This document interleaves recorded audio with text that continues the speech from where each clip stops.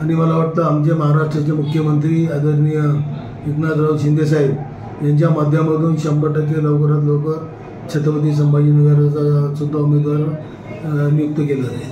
आणि एका बाजूने भाजपासुद्धा ही सीट त्यांना मिळावं म्हणून प्रयत्न करत आहे. कसं बघताय?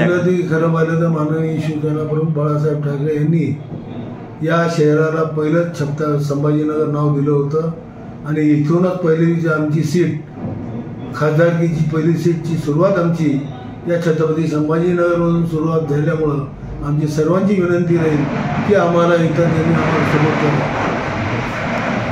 तुम्हाला काही जबाबदारी दिली कसं आहे? अजून आमचा उमेदवार होईल त्यावेळेस आपली आपली जबाबदारी राहील. आमची जबाबदारी आहेच ना. आमच्या मतदारसंघामध्ये ज्यावेळेस 20,000ची ऋण मिळाली असेल तर 40,000ची कशी मिळू शकते, 50,000ची कशी मिळू शकते, हे सर्व काम त्या ठिकाणी करण्यात येईल. राष्ट्रवादी, भाजप आणि शिवसेनेनं आता बैठक घेतली. बैठकीत कसे निर्णय घेण्यात आलेले? निर्णय त्याच्यात बसून कसं आहे की तुमच्या सर्वांचे पदाधिकारी यादी आमच्या महिला आघाडीचे अधिकारी पदाधिकारी भाजपच्या लोकांची आहे.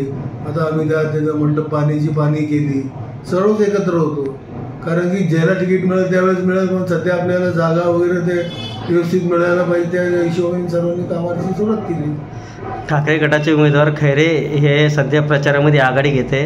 आपला उमेदवार अजूनही जाहीर होत नाही. कसं बघता आपण? काय नाही, उद्या आमचा जाहीर झालं तर तुमच्या पूर्ण जिल्ह्यामध्ये आमचा उमेदवार कसं जोरात चालतो तुम्हाला लक्षात येईल.